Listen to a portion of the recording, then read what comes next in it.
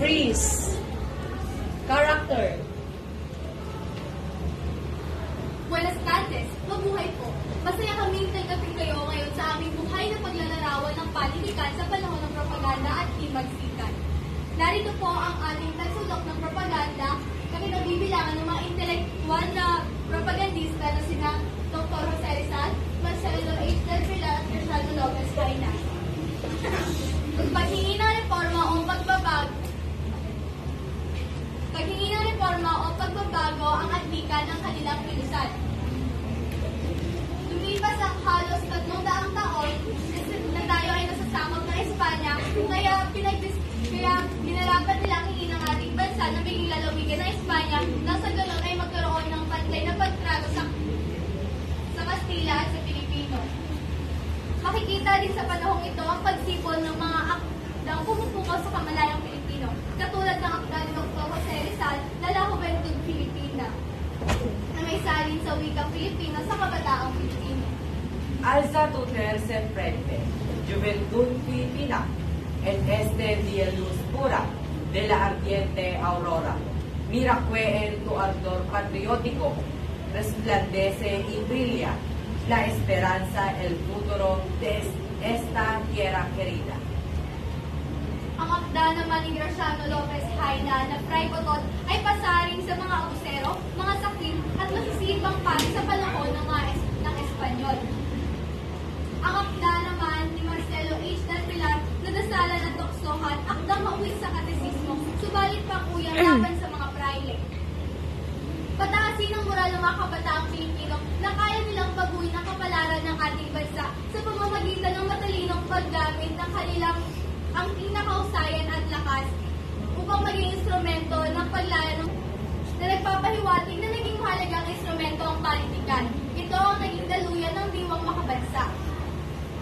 Masasalamin sa mga akdang ito ang pagmamalabis at ang paniningil ng mga Espanyol, mga pagdaraing ng Pilipino dahil sa kawalan ng hustisya sa kanilang lipunan. Naging mapakasal din ang tono ng mga panitikan sa panahong ito na labis na pinasasaringan ang mga Espanyol. Sa bahagi nito ay makikita ang tatlong paring martir. Hindi pa sabi ko na pagbilis eh.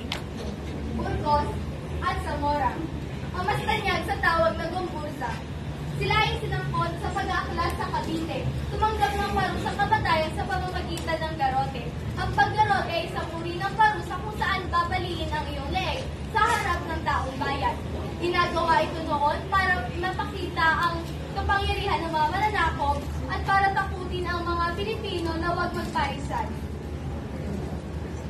Nabigo ang ating mga propagandista na matamo ang kalayaan sa pamagitan ng paghingi na pantay na karapatan ng mga Kastila at Pilipino, kung kaya't ang pagtitimpi ay humantong sa himagsikan. Himagsikan ang kailangan ng bayan! Himagsikan ang kailangan ng bayan! Kalayaan para sa bayan! Kalayaan para sa bayan! Ingay. Makikita natin dito ang kataas-taas ang kagalang-galangang katipunan ng mga anak ng bayan o KKK.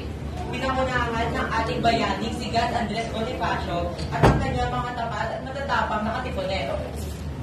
Si Andres Bonifacio, salad man sa edukasyon, subalit hindi ito naging hadlang upang pamunuan ang paghahangad ng kalayaan para sa inang Pilipinas.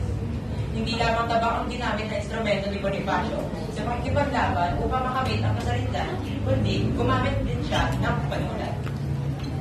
Alin pag-ibig pa ang hihigit kaya sa pagkadalisay at pagkakatila, gaya ng pag-ibig sa binubuang lupa. Alin pag-ibig pa, wala na nga, wala. Paglaban ang kalayaan ng Pilipinas! Ipaglaban ang kalayaan ng Pilipinas! Suhod mga Ang tulang pag-ibig sa binubuang lupa ay naging malaking impluwensya sa mga Pilipino. Kasamin ang paglaya, pinukaw nito ang diwang pag-ibig ng mga Pilipino, pinadama ng tula na kailangan ang sama-samang pagkilos upang makamit ang hangarin. Kailangan magkaisa para sa iisang layunin. Kaantabay din si Emilio Jacinto. Siya ay kilala bilang utak at kaluluwa ng katipunan. Isa siyang mahusay na manunulat at palaisip na nag-ambag ng malaki sa pamamagitan ng kanyang akdang gaya ng Kastilya ng Katipunan na nagsilbing gabay at alituntunin ng Katipunan. Itinatagpig niya sito ang pamayagan ng Katipunan ng Kalayaan na nagpapalaganap ng mga kaisipang makabayan at revolusyonaryo. Nariyan din si Apolinario Mabini, na naging utang na revolusyon sa panahon ni Emilio Aguinaldo. Sinulat niya ang mahalagang kautusan at konstitusyon para sa Unang Republika ng Pilipinas. Higit pa sa kanyang gawain pampolitika at legal, kinikilala rin si Mabini sa kanyang mga sulatin tungkol sa nasyonalismo, katarungang panlipunan at moralidad, na patuloy na nagbibigay inspirasyon sa mga Pilipino. Hindi naman matatawaran ang kontribusyon ni Jose Palma. Siya ang sumulat ng liliko ng pambansang awit ng Pilipinas, na orihinal ng pinamagatang Pilipinas. Isinulat niya ang mga bayan tulang ito sa wikang Espanyol na kalaunan ay sinabay sa hearing ng Marcha Nacional Pilipinas.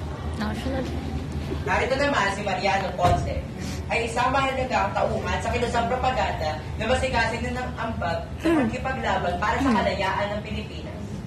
Sa pamamagitan ng kanyang pagiging manununat, historiador at diplomat. Bukod dito, ginampanan niya ang isang mahalagang tungkulin sa pagbili ng armas para sa revolusyon at sa pagpapaunlad ng ugnayang panlabas, partikular sa Korea at Japan. Halina't ipakilala ko din sa inyo si Pedro Paterno. Ang mga ambag ni Pedro Paterno ay masalimuot at madalas na pinagtatalunan. Kilala siya sa kanyang papel sa pakikipagnegosasyon ng kasunduan sa Biak na Bato, na naglayong wakasan ang revolusyon Pilipino laban sa Espanya. Siya ay isang masigasig na manunulat at intelektual. Ang kanyang mga aksyon pampolitika ay nagdulot upang tawagin siya ng ilan ayon sa Sage Journal bilang isang taksil. Sumunod si Jose Maria Pangiliba. Kilala sa kanya sa gisat na panulat, Jomapa. Siya ay isang manunulat at miyembro ng kilusang propaganda.